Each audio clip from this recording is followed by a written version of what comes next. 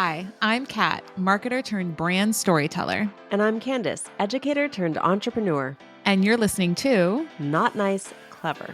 We're two introverts who speak on stages around the country and work with top personal brands who also unapologetically require 24 to 48 hours of recovery time on the couch in our favorite sweats.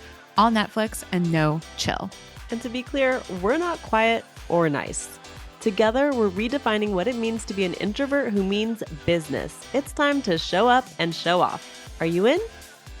In today's episode of Not Nice Clever, we are talking about how to command respect without being pushy.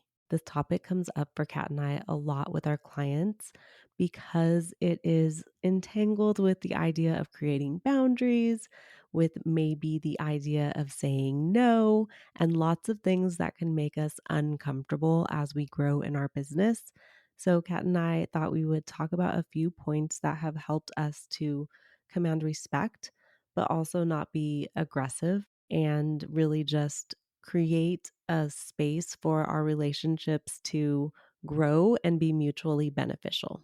Yes, this is a hot topic for us always. And I think I was talking with a client last week and I had shared with her that I had recently gone through a repositioning within my brand as early as like 6 months ago. And when I shared that with her, she was like, oh my gosh, that makes me feel so much better because you seem so established and even you're going through it. And being assertive versus being aggressive and commanding respect is something that I still go through on the regular. I have not mastered it. It is a practice like anything in life. And so I think that's one of the first points is understanding the difference between asserting yourself and standing in your knowing and your knowledge and your intelligence without trying to prove the other person wrong or without trying to take their feedback or constructive criticism personally and just looking at it as information and deciding what's correct for you and how you want to respond from a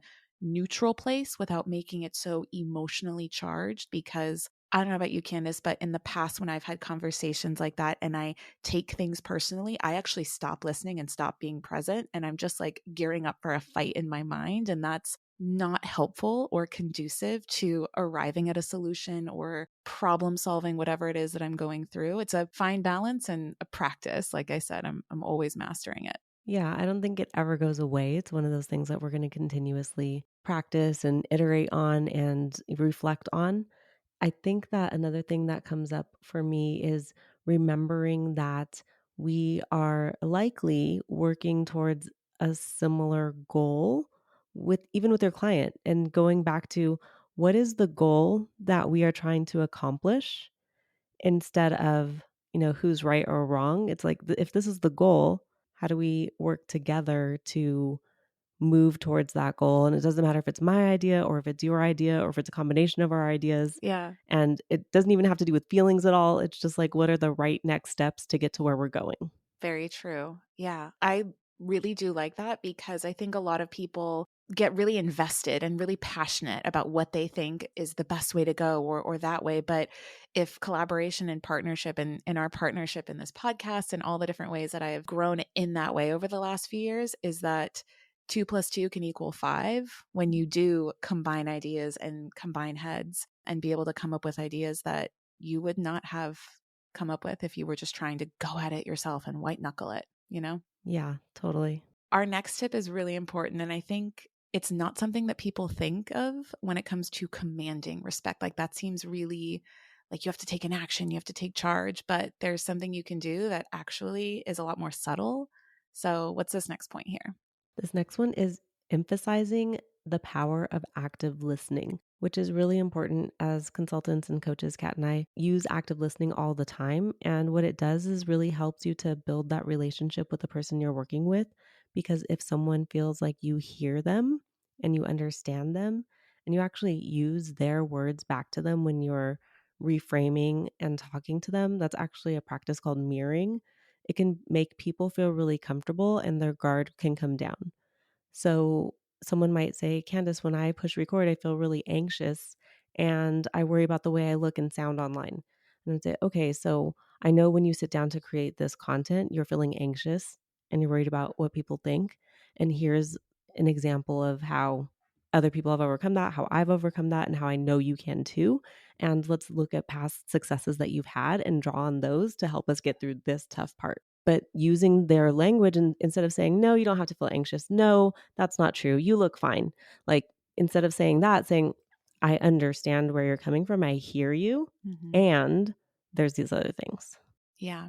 I think another aspect of active listening that is actually more powerful than people realize is that I will often be really quiet and listen and ask a lot of questions before I even present my feedback or present my point of view or my insight. A, because it's always great to have more information. That's not just the Gemini in me, that's really important in business. And B, in conversation, the person who asks the questions is controlling the conversations too. So it's a way that you are commanding and controlling the ebb and flow of that interaction while still making it beneficial to the other person. And like you said, Candice, making them feel seen and heard. Because if somebody isn't feeling validated, they're not going to listen to your advice, regardless of how effective or how useful that advice is. So it's always, the order of operations, so to speak. The next point we have is setting clear boundaries and communicating them effectively. And if you've listened to Not Nice, Clever at all, you've heard us talk about this over and over and over again. And it's something that we are still learning and getting better at as we grow and we form new relationships and our network expands. But creating clear boundaries is really, really helpful and communicating them effectively.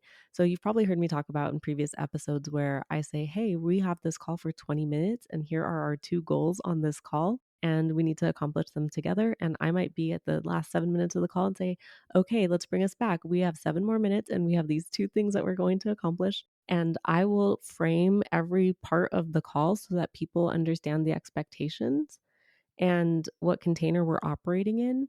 And I have people respect my time more when I do that than when I let conversations drag out and we have to revisit things and maybe projects go longer than they should and clients have new ideas and that now we're going in totally different directions.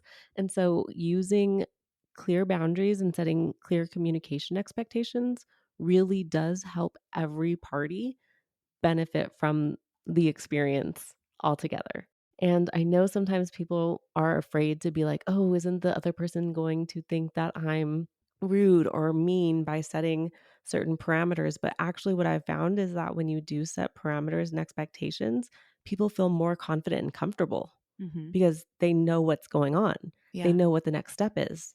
Yep. The boundaries are never the problem. It is the communication of the boundaries that can lead to problems down the road. And when you think about wanting to command respect, it's not a focus on commanding respect from others around you, but commanding it for yourself first. And if you know what the parameters are, the rules of the game, the limits of a call, the scope of a project, then you can be confident in that and know that those are the boundaries. And then you communicate that with your client. And like anybody, but we see this with kids a lot too, like they really crave structure. And when they know what to expect, they feel so much more secure. Adults, it's the same thing.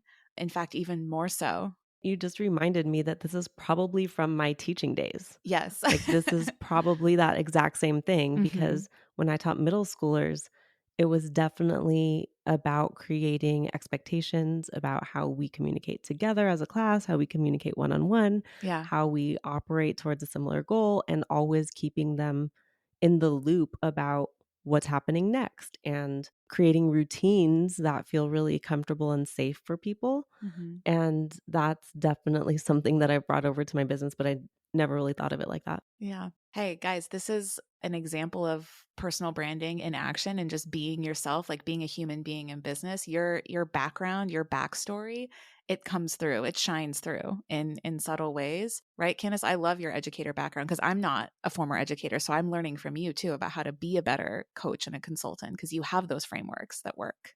Yeah, definitely. I know that I spent a lot of time in the beginning of my career trying to just forget that I ever was an educator. And maybe you're listening right now and you're kind of in that space where you're like, I am so over that past life, or I don't want people to Mm, think that I'm that anymore. And so I just need to fully step into this new version. And while I think that there's value in that. I also know that there's value in going back to your previous experiences and bringing what did work and what knowledge and skills you've built there to Mhm. actually help you move further faster in the new role that you're in.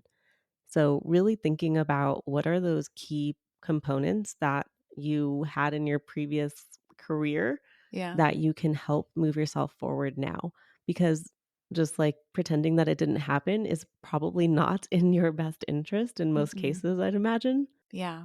We don't want to hide parts of ourselves. Like that creates all sorts of problems. And also, in the era of digital, people can find out all of this, right? Like when Right. it's funny in your background, mine, the detail that I was trying to omit or reframe out of shame and not reframe to make myself feel more empowered was the fact that I dropped out of nursing school. In a career and at a company surrounded by people talking about their bachelor's degrees and their MBAs and their PhDs. And I'm just like, shit, do they know? Do they actually know that like I didn't technically finish, Yeah. college? So, but now I own it. And now I've met a lot of other amazingly successful dropouts where college just wasn't for them. Yeah. I've been thinking about our friend Chris, who's a lender, and he tells the story on stage. So he's said it before Yes. on his podcast about how he used to like sell weed out of his mom's house when he was a teenager and a young Right. adult. I mean, he was entrepreneurial, that's Yes, exactly, and so he, like, brought out all of the things that actually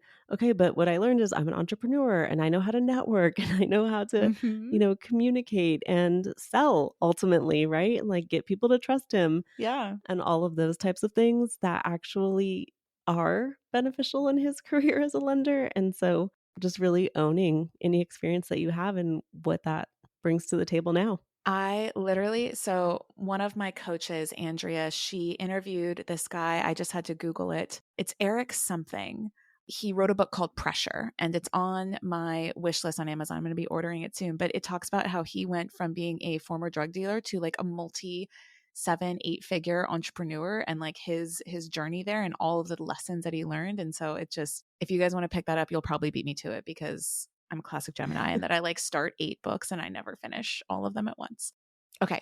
But we're getting on tangents, but that's okay because this is our That's podcast okay. and we make the We can rules. do whatever we want. All right. Another reframe, another helpful tool to keep in mind when it comes to wanting to command respect. I kind of already touched on this in the prior one, but people who command respect are seen as leaders, right? They have excellent leadership qualities. You admire them, you look up to them. I guarantee you, if you were thinking of somebody that you admire as a leader in your network, personally or professionally, they are likely figuring out on the daily how to first lead themselves before they ever even think of you or think of their team or think of their company or their organization. I have found that I am most described as or seen as a leader when I'm just doing the things that I set out to do for myself. Like I am making promises, I'm making commitments, and I am following through on that. Like that gives me a lot of confidence. And when you are somebody who does what they say that they're going to do over and over, that really builds that muscle and that confidence kind of bleeds through and is seen and felt by other people. And so I found and I love that because like I don't have to depend on anybody else to be able to command respect, right? It's all Yeah. on me and within my control, right? People are attracted to that, the ability for you to follow through Mm-hmm. and show up for yourself, show up and communicate well with them. That is something that is attractive and they desire that. And if they desire that, they respect you. Mm-hmm. And that really just leads to positive relationships all around. Truly. You're out there building your personal brand and you also have a team relying on you. But if your people don't know how to fish for themselves, the burden of new business always falls on you. Ouch, no thanks. The opportunity we see, teach your team how to generate their own business. The result, more time and energy back in your day so you can scale sans burnout. Amplify by Not Nice, Clever is the ace up your sleeve, a hands-on workshop full of replicable frameworks and actionable strategies that your team can put in place right away. Your job? Sit back and let us work our magic. Even CEOs need help sometimes. We've got you. Head to our show notes to get the deets. #outsourced. All right. Ooh, this next tip, I like this one. Candice, you're really good at this one as a Scorpio. So, I'm really bad at this one, I think. Okay. The next one is utilize nonverbal communication. And I can be very expressive. Mhm. And I do use my hands a lot when I talk. If I'm even on our podcast, on stage, all of it, I use my hands a lot. In the beginning, when we first started recording, Kat, remember how we weren't recording video at all? Yeah. And I would say, "Oh my gosh, I didn't realize how much I communicate with my facial expressions or with my hands." And Right. that doesn't work well with audio only podcasting, right? If you're Mhm. only doing audio, you have to think about, okay, what is my face saying right now? What are my hands saying? And how do I tell the audience that? Right. And so that was actually a hurdle. I actually haven't felt that for a while. So that's interesting. I don't know if that's because we're on video or because I'm learning how to You're communicate just it with getting my better at words. it. Yeah. Yeah, probably both. Mhm. But Dom, my husband, always says that I should never play poker because you will always see all of my feelings on my face no matter Uh-huh. what, if I'm saying it or not saying it. Yeah. So that's why I think I'm not great with nonverbal communication because I can't control it as well as I would like to be able to, Yeah. or I'm not aware. But some things that can definitely help you to create those boundaries and to continue to not be pushy but command respect is really understanding your body language. So, is your posture communicating confidence?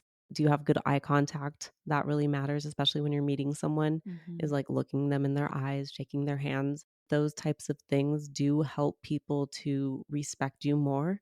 If you are showing up and your posture isn't very good, you can come off as not confident, and who wants that?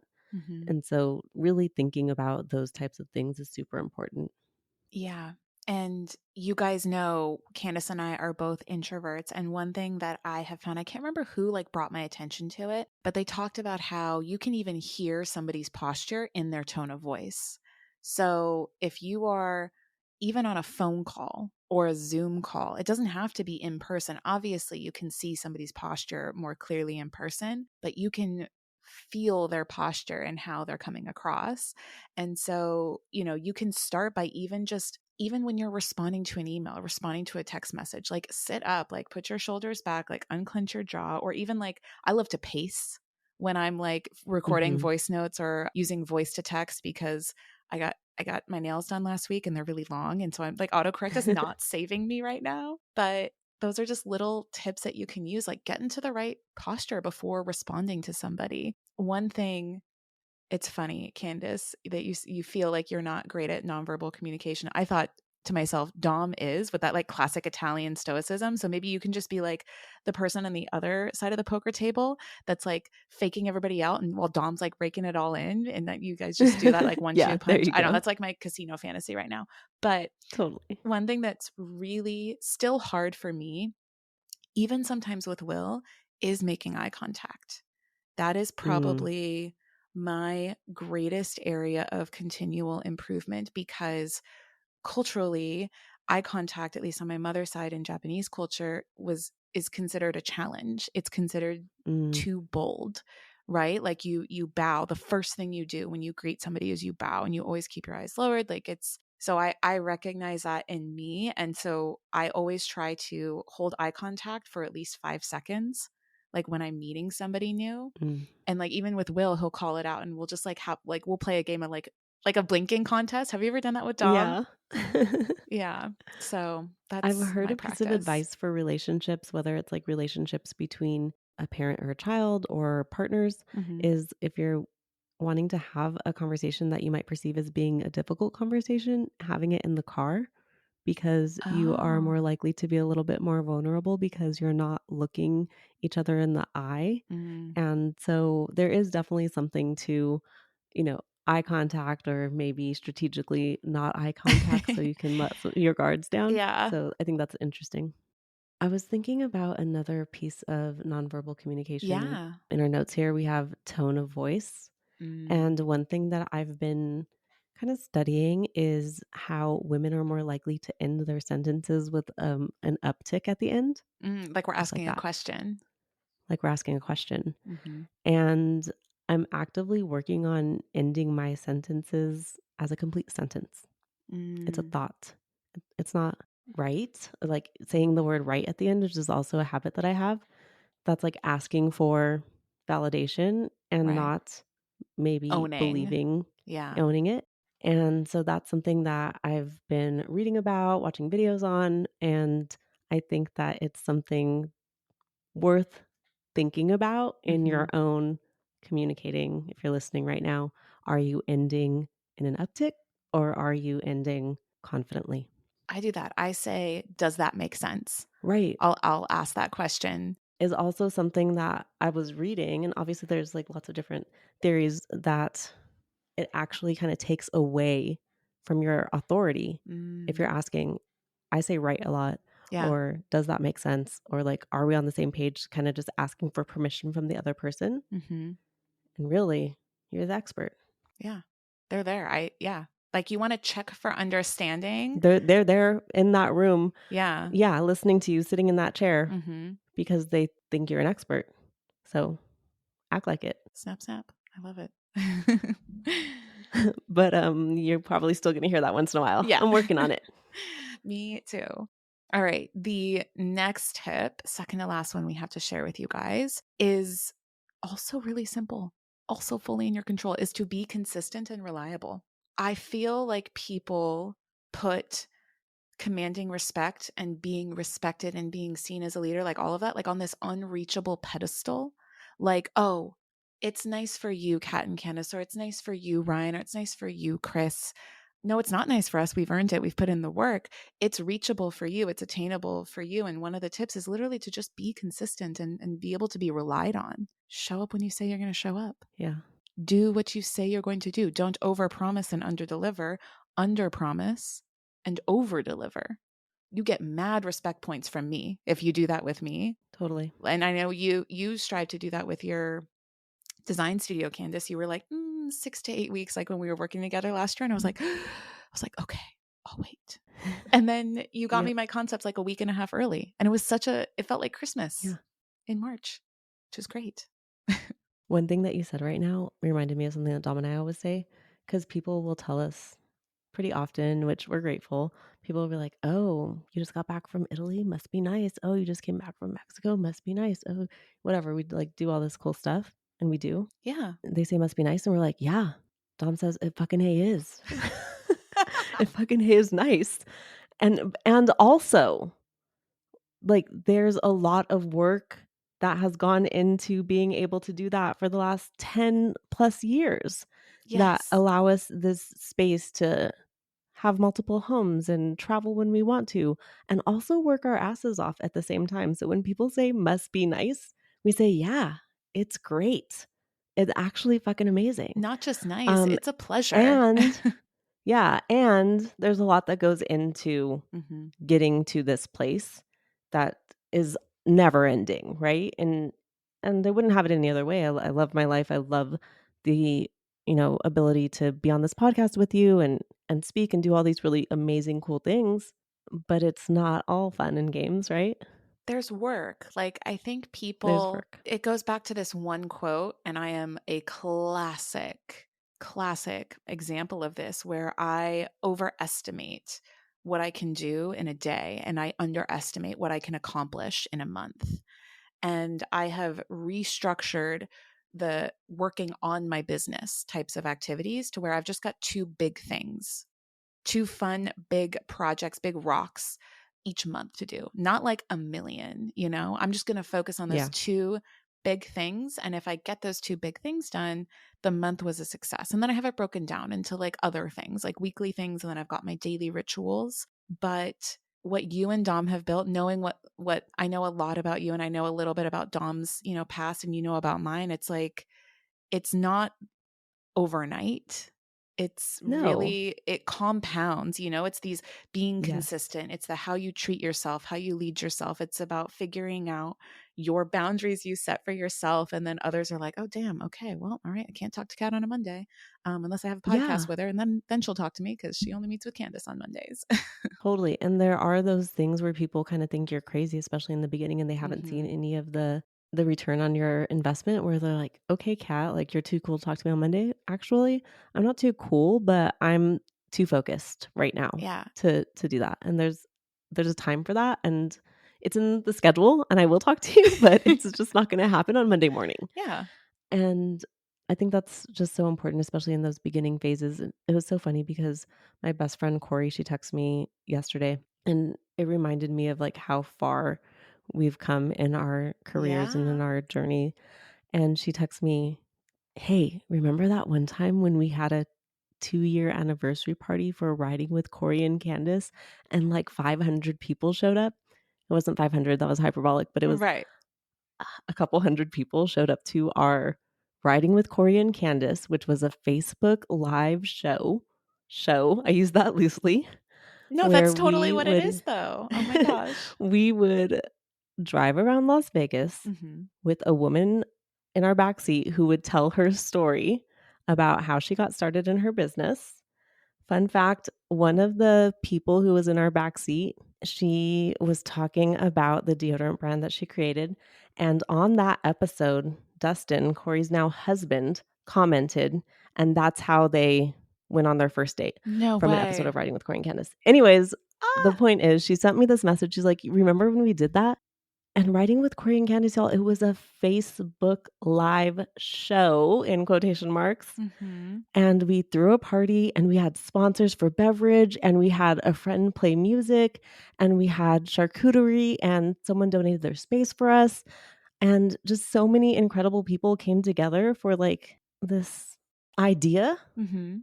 that we had. Yeah. And it was really the beginning of us building our brands and realizing that we can create community and you can make anything you want and you can get people excited about pretty much anything If if you're you're excited excited, about it. we did not plan that, guys. Yes, I agree 100%. Oh my gosh. It's just making me think about, yes, all of this incredible stuff is happening in my life right now, but when did that really start? 10 years ago? Yeah, 8 years ago? Like, I don't know, when I was a kid? right. That is an interesting question. When did it start? I don't even know. Now I'm going to sit. That's going to be my journal prompt for later this evening. Also, I would love to see y'all resurrect some clips Oh my and then gosh, I'm so now, embarrassed. and no, and then we juxtapose it with you spitting fire on the stage at real estate agents to stop hiding behind their logos. Like Yeah, that transformation would be so cool to see. So cool. yeah. I'll have to pull those back up. Yeah. Let me talk to your videographer real quick. Let me just I'm gonna put on my detective hat and like hack into your Facebook and pull Oh those my up. gosh, please do not. I'm so I scared. won't. I won't. I won't.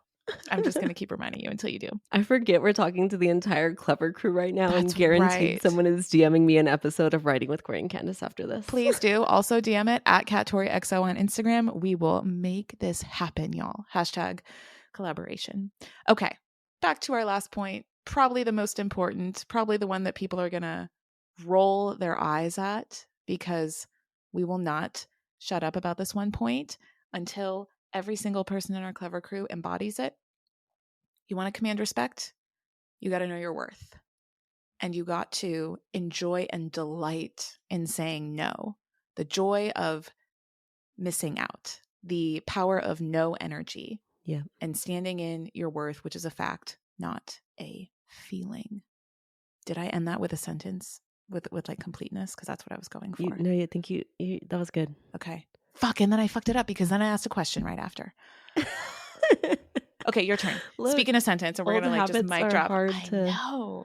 Okay, I know, but I mean, I think that's really the end. The end is that you have to understand your worth and know that you were born infinitely worthy, number 1, but understand the value of your expertise and your experience and what that does for the person that you are partnering with.